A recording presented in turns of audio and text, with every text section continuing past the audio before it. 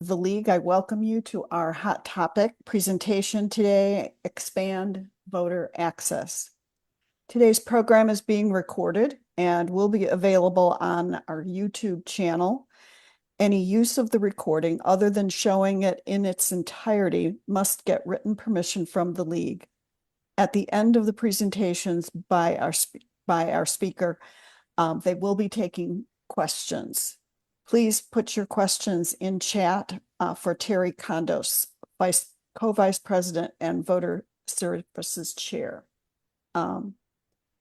Over just the past 8 years, Florida has enacted changes to its election laws that have made voting more difficult and passed laws that made organizations like the League of Women Voters discontinue voter registration and resort to only registration assistance. This particularly affects marginalized communities. Some of the key developments are stricter vote by mail rules, where requests must be resubmitted every election cycle, and drop boxes for mail ballots accessibility is drastically reduced with limited hours and requiring the lockbox to be staffed by a person. Signature matching rules for mail ballots have become more stringent, leading to higher rejection rates. Voters must provide more identifying information when requesting mail ballots, which can be a hurdle for older or disabled voters. Laws have limited who can assist voters with disabilities or language barriers, making it harder for some to get help casting their ballots. Voter registration with third-party organizations such as the League now face tighter regulations, including steep fines for errors and short deadlines to submit forms. This has discouraged civic organizations from helping register voters, especially in underserved communities. The U.S. Commission on Civil Rights reported that these changes disproportionately affect Black, Latino, elderly, and low-income voters. While Florida officials argue these laws improve election security, many civil rights advocates view them as voter suppression tactics. Our speaker today, Amy Keith, will be discussing the impacts of these changes and legislation that promises to expand voter access in Florida by providing key protections that prevent and guard against discriminatory voting practices. She will also be covering something that many counties struggled with last election, legislation which will standardize hurricane-affected voter accommodations, which now differ from county to county. Amy Keith is Common Cause's executive director for Florida. She leads the organization's work to create open, accountable government in the Sunshine State and empower all Floridians to make their voices heard in the political process. She also leads the Florida Election Protection Coalition, which brings together over 30 local, state, and national partners to help ensure all eligible Florida voters can cast their ballot and have it counted in every election. Amy has over 2 decades of domestic and international nonprofit management, advocacy, and coalition building experience, and holds a Master of Public Administration from Columbia University and a BA in philosophy from Bates College. Amy, thank you for joining us today. The microphone is yours. Thank you. Let me share my screen. Um, all right, hopefully everybody can see that now. Wonderful. Ruth, thank you for such a lovely introduction. I really appreciate it. And thank you so much for having me today. I'm thrilled to be here. I can talk about voting stuff until I'm blue in the face. So I'm looking forward to all of your questions and information and curiosities today. And also, just to let you know, I am also on the board of the League of Women Voters of St. Petersburg. And I got part of my start in election protection by running election protection statewide for the League of Women Voters here in Florida. So familiar with the League and love working with League chapters and the statewide leadership. Um, so I just want to start off today by letting folks know a little bit more about Common Cause. We have been around in Florida since 1973. Common Cause is much like the League, a nonpartisan organization. We don't endorse candidates or parties, similar to the League. We are purely nonpartisan. And we are dedicated to upholding the core values of American democracy. We're one organization. That's a place where we differ from the league. We're one organization nationwide with state offices in 23 different states. We have over 1 million members and supporters across the country and around 30,000 members and supporters here in the state of Florida. Our work does focus specifically on democracy issues. We have four broad pillars of work. Our largest pillar of work, and certainly the primary focus of our work, but not the sole focus of our work here in Florida, is our voting and fair representation pillar, where we work on voting rights, election protection, election administration, census, redistricting, and all of those issues which really enable us to be properly represented and heard in the political process.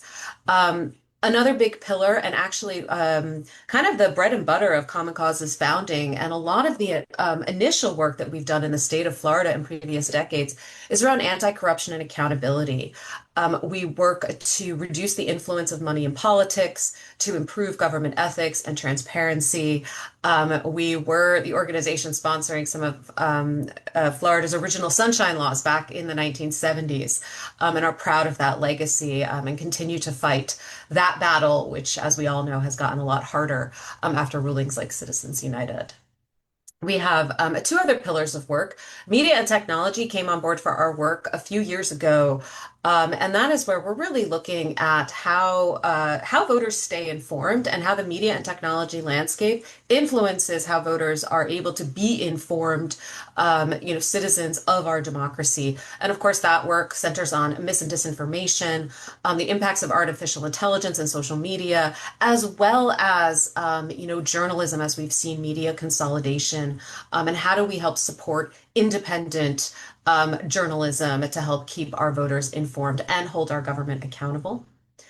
And our final pillar of work, which is a new consolidation of several things we've been working on for decades, is civil rights and civil liberties. And we're really proud to have this as a formal pillar of our work now.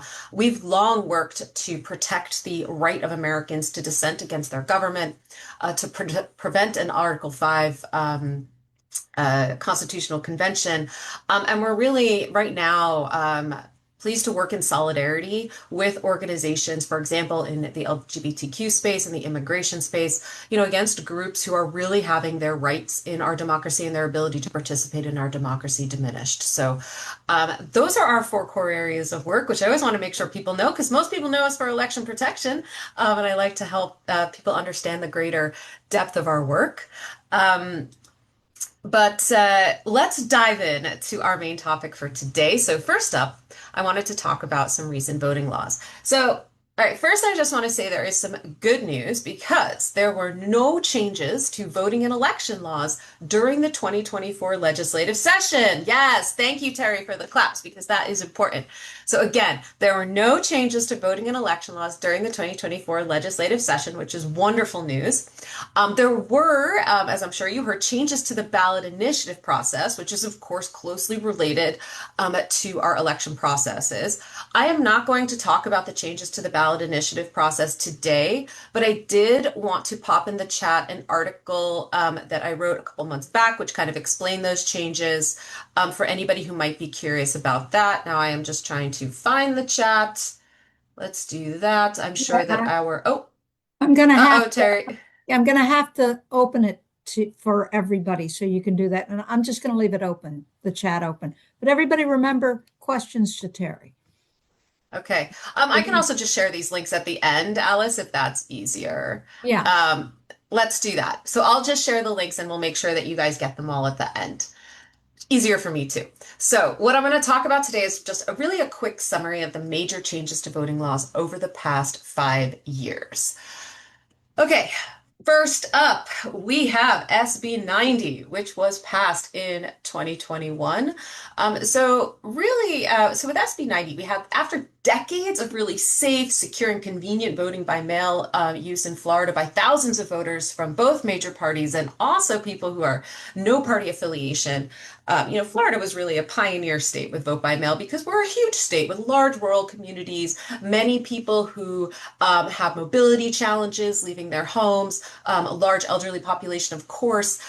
So, voting by mail is something that's been very popular in Florida for a very long time. But in 2021, after we saw a real record use of vote by mail in the 2020 election during the COVID-19 pandemic, this bill, this bill made voting by mail harder. That's really kind of what this bill kind of comes down to. We saw, the biggest challenge here, and obviously something which we're still grappling with this year, is that all vote by mail requests, I hope everybody on this call knows this, all vote by mail requests expire after every regularly scheduled federal general election, and then a voter has to submit a new request. Now, this is a new practice for folks in Florida. It has created a lot of confusion. I talk to people, they even think it's fake news. So that means after every presidential and midterm election, all the vote by mail requests expire. Everybody has to re-request. So this just happened. Every single vote by mail request was canceled after the 2024 presidential election. And if folks want to keep voting by mail, they have to re-request their ballot. The League is doing some great work to help spread the news on this, but that really does stem from this law in 2021, SB 90. Now, not only did SB 90 make it that Floridians have to do more paperwork more frequently to get their vote by mail ballots, it also increased the ID requirements for requesting a mail ballot. Now, voters must provide a Florida driver's license or Florida ID card number or the last four digits of their social security number. It also further limited the ways that we can return our vote by mail ballots. So it really did put some limitations on drop boxes. Ultimately drop boxes are only now available during early voting days and hours, and they are required to be staffed at all time, which really increases the cost of having drop boxes available for voters, and at the same time decreases the times and hours that they can be available. And it's kind of heartbreaking, I have to say, working in the election protection boiler room in the first election after this passed, because people showed up at like 5:05 to drop off their vote by mail ballot on like the Sunday before, and then like the early voting location had closed at 5 and they couldn't return their ballot, and they don't have time to mail it, and it's, that it's really difficult because they're going to have to find time on election day to return it. So really some unnecessary hurdles that were put in place returning. And then to make it even harder for people to return their vote by mail ballots, especially people with disabilities and seniors, this put a restriction on who can help people return their vote by mail ballot. Saying that you can only deliver your own ballots for your immediate family members, and then a maximum of 2 other voters per election. So that really does, impact seniors and people with disabilities who do need that support. Now they have to find somebody who hasn't already helped 2 people, or they have to find an immediate family member who can help them return their vote by mail ballot. So that is a summary of what we saw with SB 90 in 2021. Now, in 2022, we saw Senate Bill 524. And now this bill was a little bit more behind the scenes from the voter perspective, but it created an environment of, greater intimidation through what we have seen trends of criminalization of the voting process, which really is intimidating, for voters who are looking to participate in our democratic processes. It also made it harder for voters to stay on the rolls because it really made what we call voter list maintenance, which is the process of maintaining the voter rolls. It made that process more aggressive in how it cleans the rolls or takes people off the rolls. So some of the examples of this are, it created so I just talked about how, SB 90 said, you can only return a vote by mail ballot for yourself, your immediate family, and the 2 other people per election. Now in SB 90, I believe it was a misdemeanor. Now what this did is it made it a 3rd-degree felony, in order to help, if you help, people outside of that list return their ballot. And now that's pretty harsh and pretty shocking, actually, to make it a 3rd-degree felony, just for helping somebody so if you have 3 roommates, if you bring in ballots for your 3 roommates, that's a felony. Now that is a really intimidating move. And remember, of course, in Florida, you lose your right to vote if you get convicted of a felony. So this is really an intimidating impact. And then we see, other things it did along the lines of intimidation is it created that Office of Election Crimes and Security. And we certainly saw, after this office was created, those really high profile arrests of individuals who thought they were eligible to vote. And really not just arresting them, but arresting them, in very high profile, hostile ways, really intimidating effect on voters from participating. And then some of the list maintenance and more aggressive practices we saw in that regard was, as you know, voters are, before they're removed from the voting rolls, voters are made inactive. Now, an inactive voter is still able to vote, but they're just at risk of being removed from the voting rolls after the next general election. Now, this law said that inactive voters may be required to show proof of their residence in order to vote in person, which is frustrating. Because they do have that right to vote.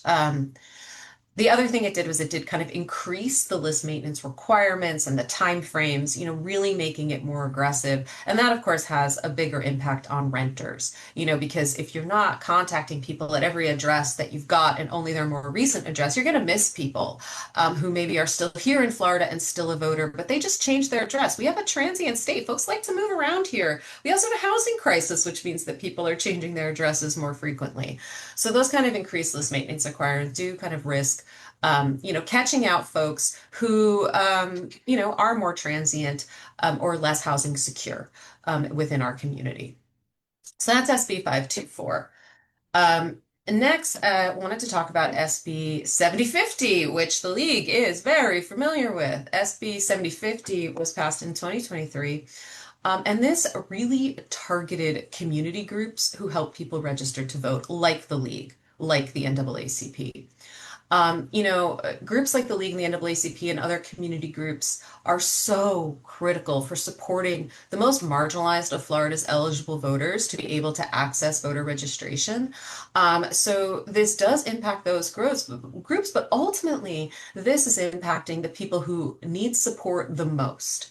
It's just really giving less support for people to understand the voting process and for them to be able to, get onto the voter rolls and stay on the voter rolls. This kind of restricted and some of what this did for voter registration groups, as I'm sure many people on this call are familiar with, was that, of course, it dramatically increased the fines for third-party voter registration groups. And at the same time, while it increased the fines for returning, late applications, it also shrank the deadline for those applications, and it made the process more strict about where you had to return those. So it made a more strict process that you have less time to do with higher penalties of fines. And really raising that overall cap on the fines to make it almost impossible, for organizations to be able to take, for many organizations to be able to take that risk. It also created, in addition to those fines, it created new expenses by really huge fines if, individuals with certain felonies on their record, collected or even handled applications, which could institute having to have background checks and a lot of more expensive processes as well. Of course, this bill is the bill that required voter registration organizations to provide a receipt to the voter when they accept an application. And, really concerningly, that receipt isn't just a simple receipt. It actually has to include the name of the individual who supported the voter in the process. And not just for folks who are being paid to do that, but for volunteers. So requiring volunteers who want to support people with voter registration to disclose their name in writing, which really, of course, in our environment is also intimidating for those volunteers. And of course, it created another felony, a third-degree felony for copying or retaining certain information from a voter registration form. And that provision also is so vague and hard to interpret that it's not just that it created the felony, it created a vague felony, which is also, of course, an intimidating impact. So that is, I would say, one of the biggest impacts of SB 7050. However, SB 7050 did more than that. It also went after voting by mail once again, like we saw under SB 90. So some of the things that this did further, changing the vote by mail processes, it reduced the time frame that a voter has to request that a vote by mail ballot be mailed to them, by 2 days. So it used to be 12 days before the election. I mean, it used to be 10 days before the election. Now it's 12 days, so that's 2 days less.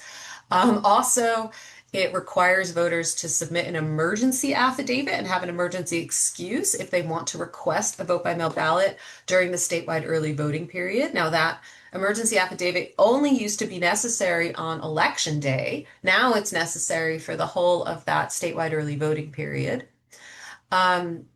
It also, and this was something where this was a tricky thing in the law because it created a statewide vote by mail request form, which, in some ways, it's not bad to have a standardized form that everybody can understand and use and get used to. Unfortunately, it didn't just create a standardized form. It said that this is the only way to make a written request for a vote by mail ballot. And by doing that, it really impacted, voters with disabilities in particular, but also voters affected by disasters, hurricanes, because it used to be that, all right, so I'm going to go a little wonky here because this is important that, if you have to have your ballot sent to a temporary address, right, because you've been displaced by a hurricane, or by a house fire or by something else, if you need to have your ballot sent to a temporary address or a different address, you have to make that request in writing. Now, in the past, after a hurricane or after your house burned or something like that, you could write the request on a piece of paper, sign it, take a picture of it, and email it to your supervisor of elections, right? You still had a way. Now you have to be able to go online, download this specific form, print this specific form, and then fill out this specific form in order to, have your ballot sent to a temporary address. So really creating additional barriers for the exact voters who most need flexibility, right? And it also, in the process of creating that form, it originally didn't have a category for supporting someone with disabilities. And we really did during the rulemaking process when we were drafting this form. I know that, from Common Cause side, we worked closely with Disability Rights Florida and really tried to make that form itself more accessible. But the law, again, was vague, in how it was establishing that form. Some other things that SB 7050 did was it, requires county election officials to reject a mail ballot if more than one is returned in the same envelope, which of course we do see voters do because they're trying to save on the postage. And some people just don't understand it. And if you can tell which ballot is which, you should be able to count it. It used to be up to the supervisors and the judge and the canvassing board to make that determination. But now the state has decided that they should preempt that and that, not the people closest to the ballot should make that decision, but they're going to make it a blanket decision. It also limits where people can find notices from supervisor of elections because it no longer requires them to advertise in the local newspaper. And it really, this bill also just does a lot to shift. This is the one that created the new voter information cards that say this doesn't necessarily mean you're eligible, but of course we all know that the state can't even tell some people if they're eligible. So it really shifts the responsibility that should be on the state over to the voter. And again, that also does have an intimidating impact. So SB 7050 was a whopper that we're still dealing with. Super, super bad, for voting access. Now, that's a kind of an overview of the major changes we've seen over the past 5 years, but I also think it's important to talk about what's not changed because we know that voters can get overwhelmed and think everything has fallen apart. So we do also want to make sure we don't want voters to think that everything has changed in the voting process because it hasn't. And that is also important to recognize. So kind of the most important thing I like to highlight is that there have been no changes to ID requirements for voter registration or for voting in person. No changes to the ID requirements as of now. There's been lots of talk about changes to ID. There's been lots of proposals for it, but always important to reassure voters that there's been no changes to the ID you need to register to vote or to vote in person. It's harder now if you don't have a Florida driver's license to register to vote because you don't have organizations like the League of Women Voters out there to help you do it as much. And you can't use the online voter registration system if you don't have a Florida driver's license or Florida ID. But fundamentally, the ID requirements have not changed. You can still use the last 4 digits of your social security number. And there's even options for folks who don't even have that to work with the supervisor of elections to register. Where we have seen the most changes really has been, as I've already mentioned, about vote by mail. Really, those, the need to request more frequently, to provide your ID number to request, less options for returning your ballot. That's really where we've seen, the force of it from the voters' side. So with that, I think we can pause there to see if anybody has kind of questions about that, what's happened with these laws in the past couple of years before we talk about proactive work we're doing to expand voting access. So over to you, Terry. Are there any questions in Yeah. the chat? Yeah, Amy, thank you very much for that. So, as you described, we're going to take some questions here that are about the material you've covered so far, and then we'll take a second round of questions when you've talked more about the proposed legislation. So, a couple of questions that have to do with the material that you've covered so far is, how do officials know how many times a person has gone to turn in ballots for others, and who monitors this? How would they know? That is because it's a drop off and everything is staffed. So that is usually they'll ask for to see the signature and stuff, but that's different in county by county. Okay. And can people, just to clarify, can people return a vote by mail via US Post Office still? Is that still? Oh, of course, of course. Yeah. You can mail your ballot back. Some counties do provide paid postage on the mail ballot. Others don't, and you need to put a stamp on it. But yes, you can always return your ballot by mail. We would always recommend that you mail it back at least 10 days beforehand. I actually would mail mine back 2 weeks beforehand to make Yeah. sure it gets there on time. Yeah, for sure. And I think, well, one thing to note, and Alice was just offering that our county doesn't provide postage. So you can return it by mail, but you have to provide the postage, which is, again, I think varies from county to county. Yes. Okay, I think the last question that we have, maybe before we move on to the proposed legislation, is how much of a challenge have you seen with regard to signatures, and especially ballots being thrown out because signatures have changed for people that have had a medical condition or have gotten older? We've really observed here that that's an issue very much here in Manatee County, and we've tried to suggest that when you go to check your online voter registration record, that you could see visibly your on record signature so that you know what your signature looked like when they captured that, so that if you have had a change, you would perhaps have a better sense of whether you need to file a new signature. Mm. So yes, I think there's a couple things that have happened with signature. So first, there is greater signature scrutiny on vote by mail ballots. Of course, now partisan actors can look at the signatures and object to them. So yeah, there is more scrutiny on signatures. Also, this is one of the impacts of 7050 making it harder for groups like the League and the NAACP to be out in communities, because a lot of the work that we did in communities was updating signatures, which has to, of course, be done on a paper form. So that is really an impact, because you can't handle those forms now. It's treated the same as a new registration. So so we have greater scrutiny. We have less access to support to update signatures. It is a real issue. Of course, people can, if they get a new driver's license and they're updating their signature, that will be the signature on record. We do always, if you did register at the DMV, always advising folks, please, check your license. I know the League up in St. Petersburg, we always encourage folks to take a picture of their signature if they're using the paper form. But yeah, it really is a challenge.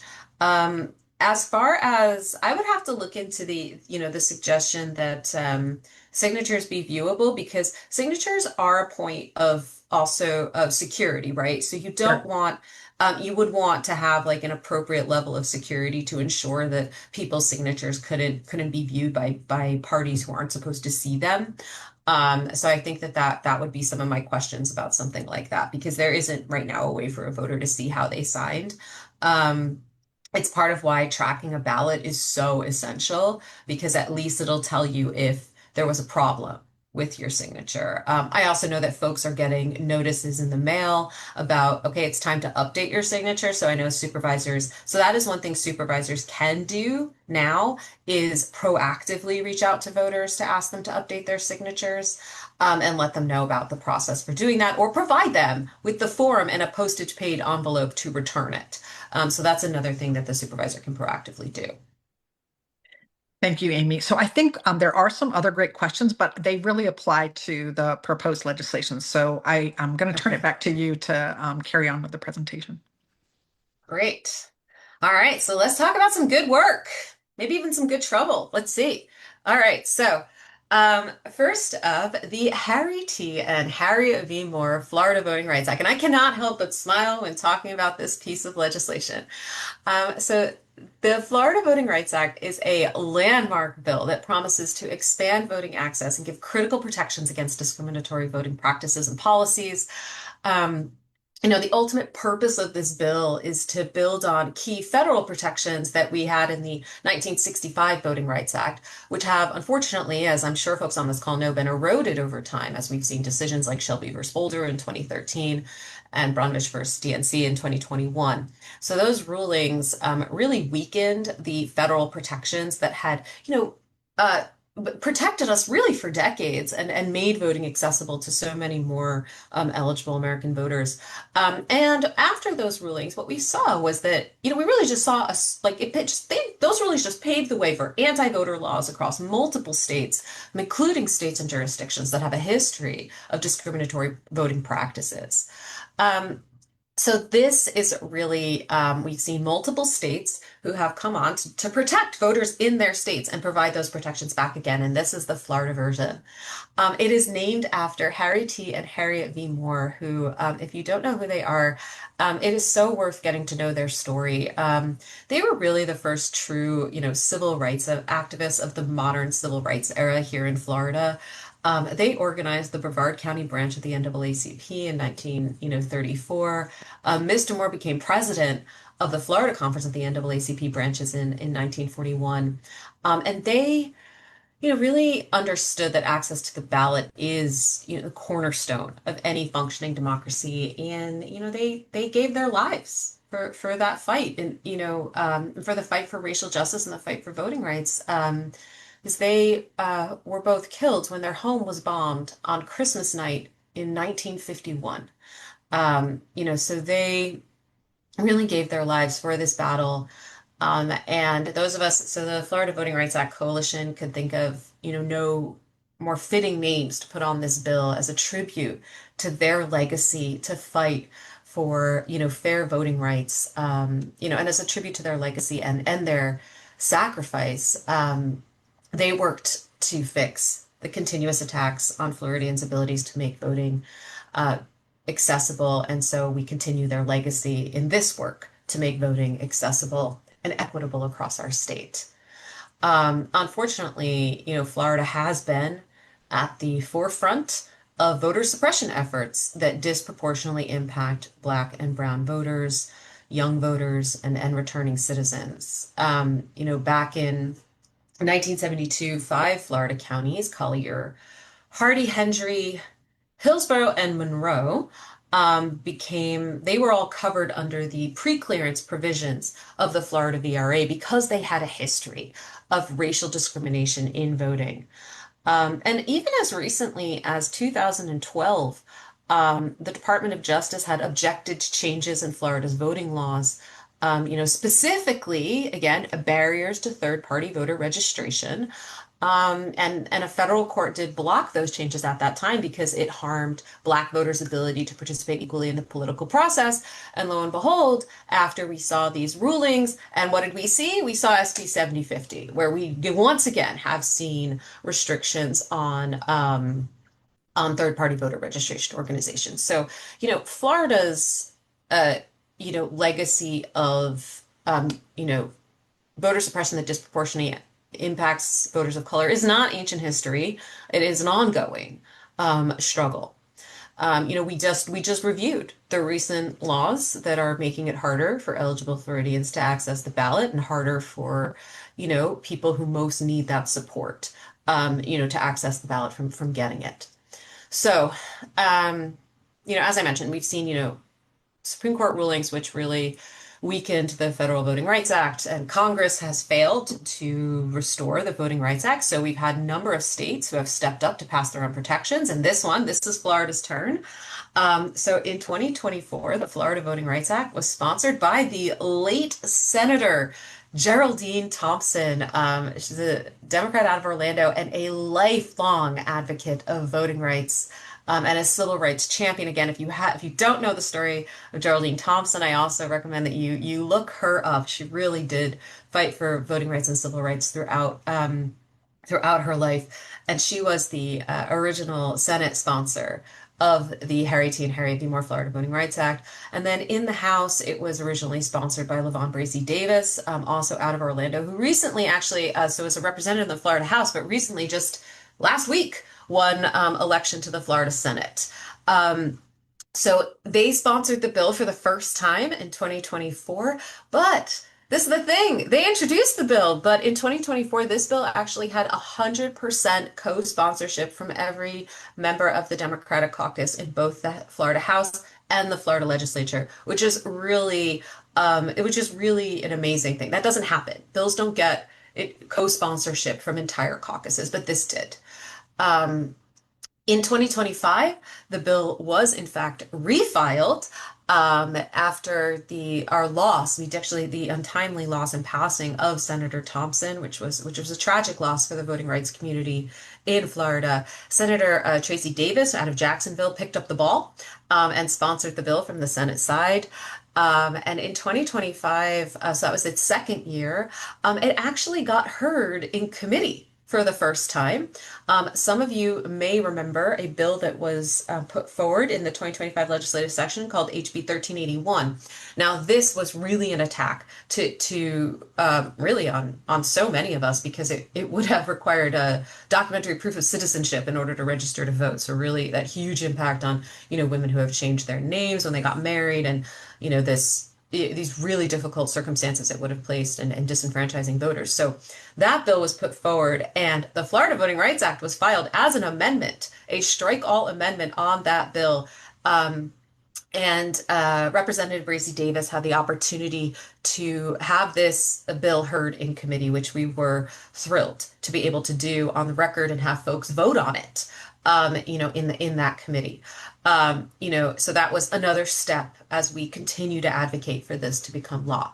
Now, the bill, the Florida Voting Rights Act has not yet been filed for the 2026 legislative session, but it will be. And rest assured, we will share the bill numbers once it is. And of course, the League of Women Voters of Florida has been in support of the Florida Voting Rights Act in 2024 and 2025, and I have no doubt will also support again in 2026. I'm going to go a little bit more into the detail of what the bill does, but just to keep in mind that this bill is the first of its kind filed in the Deep South, and if it passes, it'll be the first state level Voting Rights Act to pass in the Deep South, and it is truly a comprehensive state level Voting Rights Act that what this does is it shows we're not going to back down from the fight for democracy. We're going to continue to fight for every voter's vote for the access to the ballot. It is, as you'll see in the next couple slides, it is bold, it is transformative, and it really would ensure, expansive access to the ballot for all eligible Florida voters. So let's talk more about what it does. Okay. So it builds on, again, the foundations of the Federal Voting Rights Act, as well as voting rights acts that we've seen in New York, Connecticut, Minnesota, California, Oregon, Washington, and Virginia. And most recently, a voting rights act was filed in Colorado, passed in Colorado, which was pretty amazing. And fun fact about the Colorado one, it was the first voting rights act to include specific protections for LGBTQ voters, which was really interesting. Definitely worth looking at the good work that's happening in other states. But the Florida Voting Rights Act, so it does provide those stronger voting rights protections. So again, the core of what we want to do with this is to restore the protections against voting discrimination that have been weakened in the Federal Voting Rights Act. So this would modernize and strengthen voting rights and prevent that discrimination, and specifically protect voters from voter intimidation, which unfortunately we have seen in Florida. I'm sure folks remember even from the last election. We saw up in Jacksonville, we saw in Charlotte, we did actually see acts of real voter intimidation. We saw in Orange County as well. So it would protect voters from that intimidation and truly ensure that marginalized voters throughout our state have equal access to the ballot by including things like pre-clearance, so a state level pre-clearance to ensure that voting rules are not implemented are not implemented, at the last minute to um, intimidate or suppress voters. It also makes voting easier and more accessible in so many ways. So this is great. So first of all, election day as a holiday. Come on, let's do it. Like, make sure that people don't have to take a time off of work and find time to vote. So election day as a holiday, automatic voter registration when you're interacting with the DMV. So you can still opt out. You're not forced to register, but it's basically just that's the opt-in. And so unless they opt out, they will be registered to vote. So we stop missing folks who are right there ready to register. Same day voter registration, which is amazing because it solves so many issues. Can you imagine folks, just if they're inactive, you can re-register. You can register right there on election day. Same day voter registration just solves so many issues that people face if they're transient, if they, if things in their life have changed. They just moved down from another state, but now they live in Florida, and enabling them to vote. And honestly, the 29-day time frame is just unnecessary in our modern world. We don't need that much time to process a registration application. Same day works in many other states and can work here in Florida too. So that would actually, so same day, in case you don't, it just enables folks to register to vote when they go show up to vote on election day or during early voting. Permanent vote by mail status. So no more unnecessary paperwork. I think we can all agree that we need less paperwork in our lives. So this would enable you to sign up to vote by mail and indicate that you would like that to continue until such a time as you say you want it to stop. That would be great. Also, hey, it prepaid vote by mail postage for all counties. So up here in Pinellas, we don't have to pay for our ballots, but in Manatee, it sounds like you do. That's not quite fair. So this would have, prepaid postage for all vote by mail ballots. It also would, and I love this part of this bill because it expands language access. So, in Florida, every single county does have to provide ballots in both English and Spanish by law, and many counties have to provide very comprehensive voter information in English and Spanish, but only one county has to provide information in Haitian Creole. Despite our huge Haitian Creole speaking population across Florida, only Miami-Dade, and it's because of a local ordinance, needs to provide information in Haitian Creole. And we have so many other languages spoken. Many people speak Portuguese throughout our state. So you have eligible voters, and eligible voters, your second language, we all know the voting information is complicated in English. Like, so to be able to have that information in your, original language is just so important for voters. And this would really help enable that, individuals have access outside of Spanish, more expanded, and more Spanish, more Haitian Creole, and other languages as well. And one of my favorite pieces of the bill, and not just because I helped write this piece, is the plain language requirement, which says that all voter education information has to be provided at an 8th grade reading level or lower, because you should not have to have a master's degree to understand voting rules. And that is so important, that the complicated language and the complicated rules are themselves a form of suppression. And voting information really should be written in plain language so that all eligible voters can access this. We know that an 8th grade reading level is the average across the country, and here in Florida. If we struggle in our education system, we should not then sentence folks to struggle with, also accessing the vote after that, right? So let's make sure we've got our language available. All right, so other things that this bill does, as I already talked a bit about pre-clearance, so really making sure that any changes are not discriminatory in advance. We've got a centralized database for returning citizens to know if they are eligible to vote, the least we could provide. Also, this bill would disband the Office of Election Crimes and Security. Yes, exactly. Repeal. We do not need election police here in the state of Florida. And it would repeal a lot of those anti-voter laws like the ones we discussed earlier in the presentation. So really restoring that access, greater access to vote by mail and to drop boxes, and removing the harsh penalties on organizations, conducting voter registration efforts. So as you can see, this is very expansive. It provides those pre-clearance and those protections against discriminatory practices that were in the Florida VRA, and it also does so much to expand access to the ballot in Florida. It is a huge bill. It's about 100 pages long, but it is really would truly break down barriers of all kinds to ensure that all eligible Florida voters are able to access the ballot. So that is the Florida Voting Rights Act. And I'm just going to go and I'm going to try to do this one quickly because this is new legislation we filed for the first, it was kind of the first time last year. And this is support for disaster affected voters. So we all know that hurricane and election season overlap, and basically every major election year, we have thousands of Florida voters who are navigating, storm recovery and also trying to figure out how they're going to vote. People are displaced or they have power outages or flooding or road blockages. There are so many hardships that can impact your ability to vote, just as they impact many other aspects of your life. Now, we've also seen more severe storms, right? And bigger storms. So like in 2022, Hurricane Ian left that swath of destruction right across the state in Lee County with that horrific storm surge, and then followed days later by that extreme flooding in Central Florida. And then in 2024, of course, as you well know, down in Manatee, Hurricanes Helene and Milton striking just weeks apart, one with record-breaking storm surge and the other with record-breaking winds, right? So I think we can all agree that no eligible Florida voter should be unable to vote because of a natural disaster. We are a state that is well experienced with natural disasters, and by all means, we should be on this, right? If any state in this country is, we should be able to ensure that people have the ability to vote. And we need to make sure that both voters and election administrators actually have predictability and clarity and consistency. So there are some common sense measures that have been really proven to work safely and effectively to support disaster affected voters. However, under current law, the voting support provided in the aftermath of a hurricane is often very different depending on what Florida county you are in. So a voter flooded out of their home in one county may have more voting options and more support than a voter flooded out by the exact same storm, but just in a different county, which isn't exactly fair. And there's a few reasons for that. One is that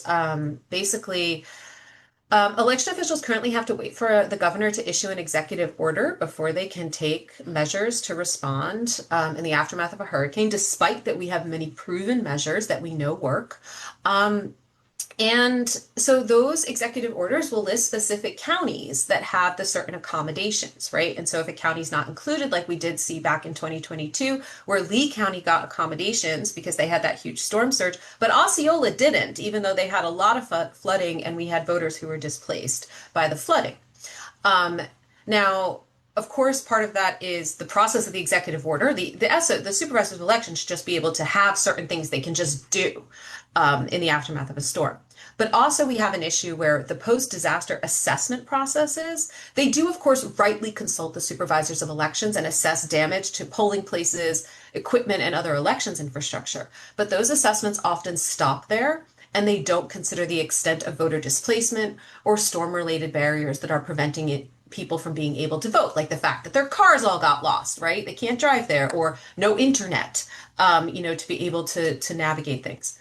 So this bill looks to basically, we're encouraging the Florida legislature to pass legislation that ensures that people have an equal opportunity to participate no matter what county they live in.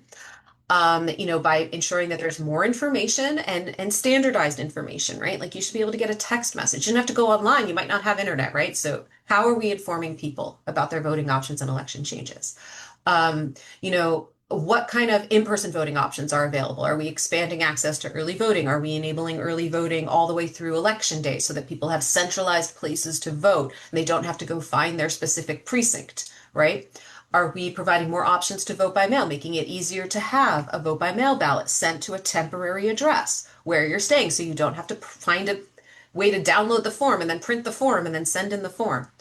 And also making sure that our election offices have access to the support they need, not just by a set of regulations that they can do automatically without having an executive order, or, maybe just with the permission of the Secretary of State, something that doesn't require them to wait for an executive order. But also, this bill asks for a strategic election equipment reserve, because right now, supervisors of elections have to borrow equipment from each other if they lose things in a storm. And so we have bigger storms. That means more counties. That means fewer people to borrow from. So strategic election equipment reserves, more standardized information provision to voters, more options for voting by mail, more flexibility for supervisors of elections. Now, this bill, legislation on this issue was first filed in 2025 by Senator Tina Polsky out of Boca Raton and Representative Lindsey Cross out of St. Petersburg.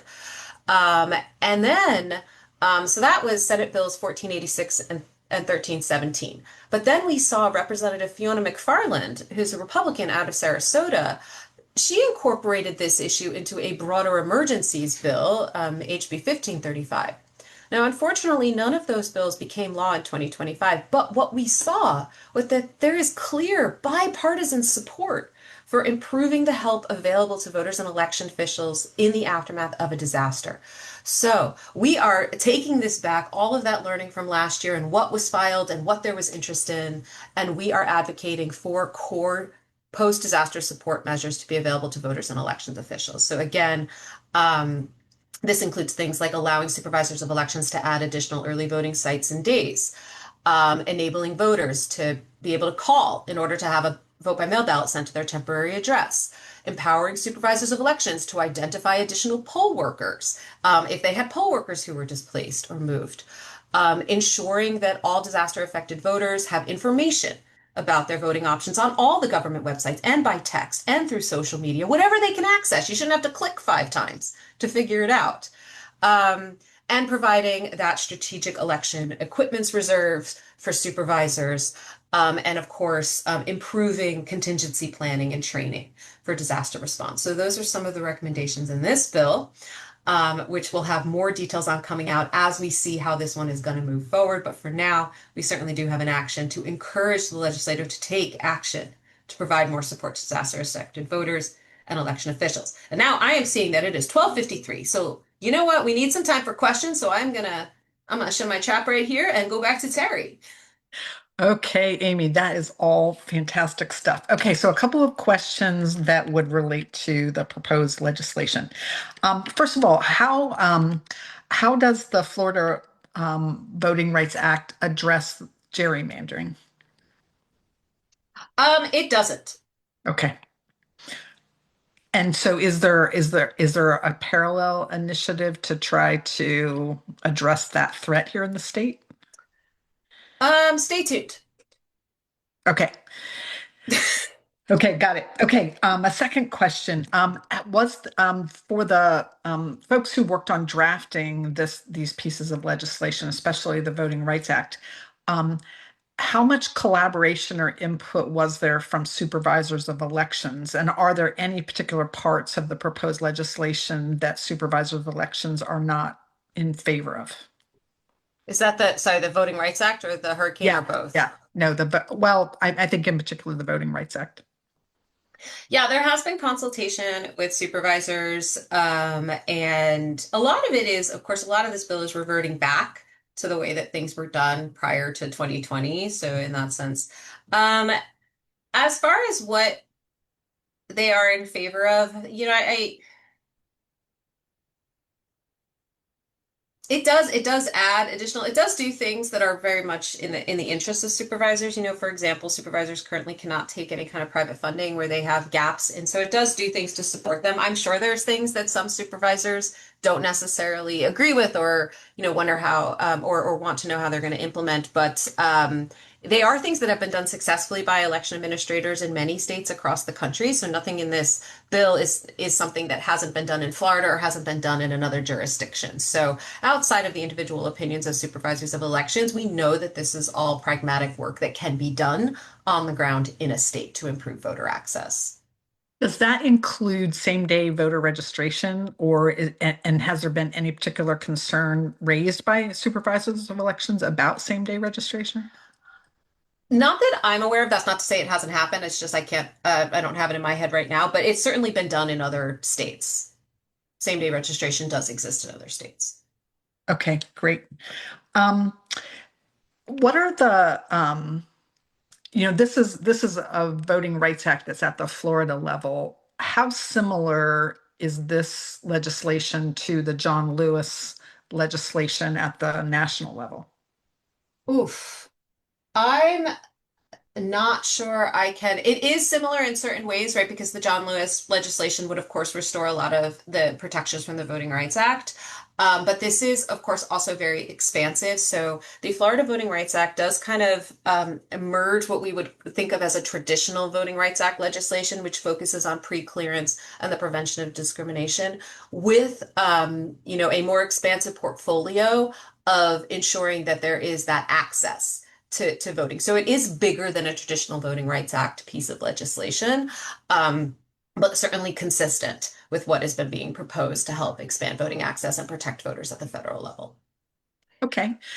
As you describe it, the legislation is expansive.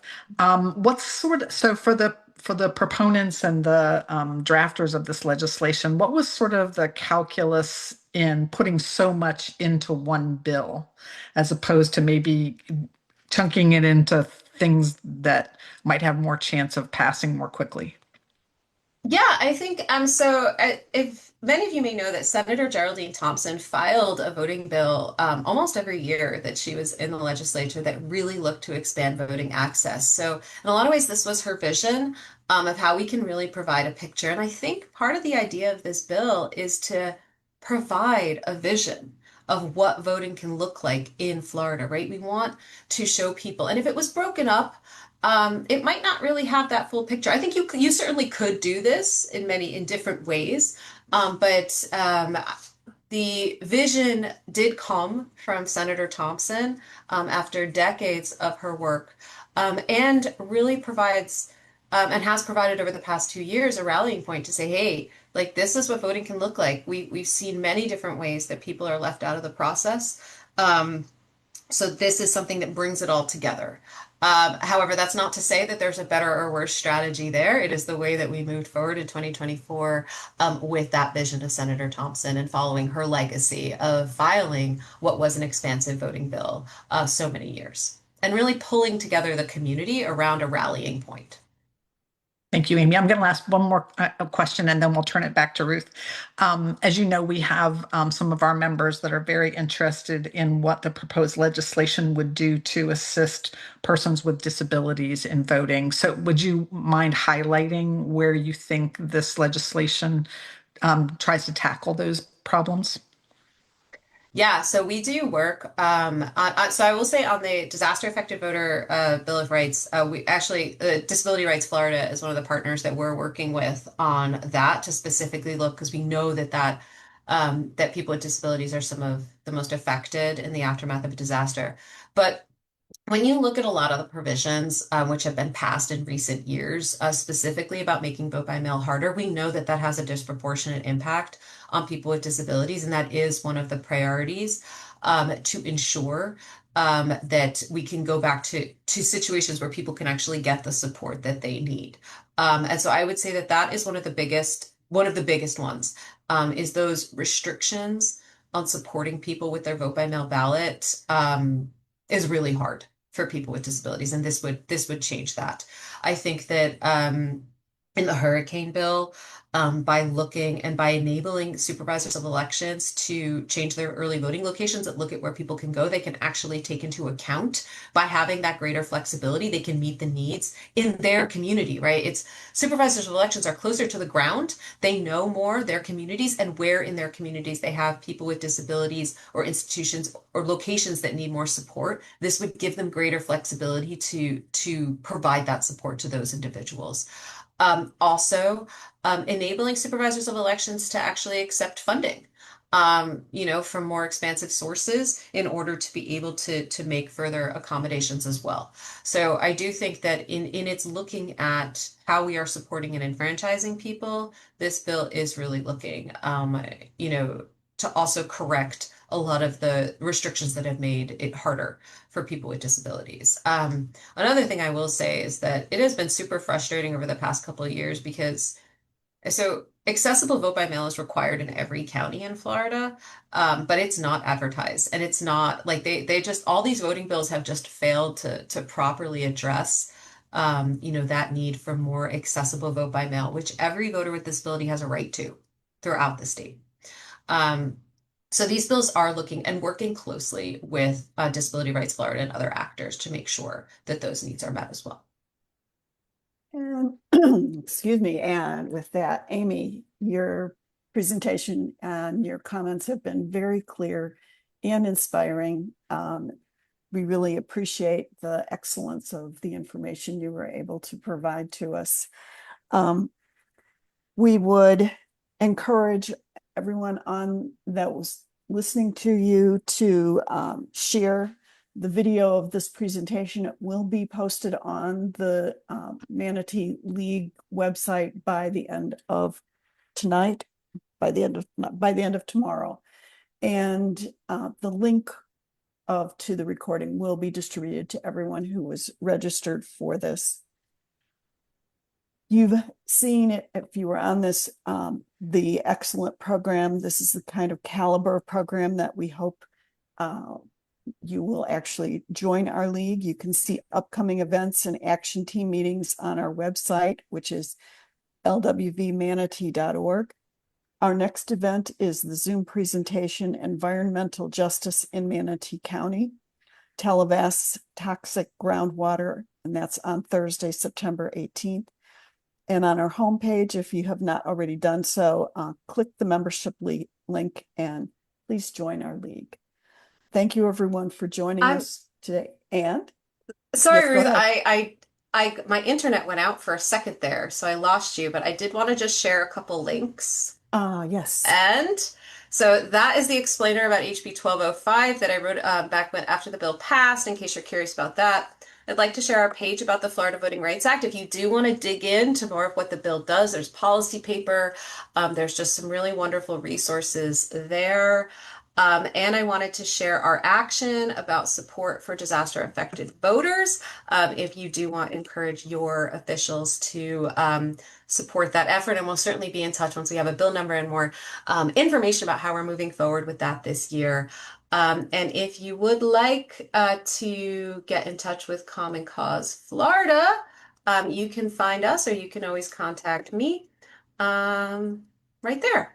Sorry to interrupt the very ending, but I did just want to make sure folks knew how to get more information. I had gotten to the ending, so fantastic. Thank you for providing us this additional information. Thank you, everyone. Those of you who are recording, you can stop recording.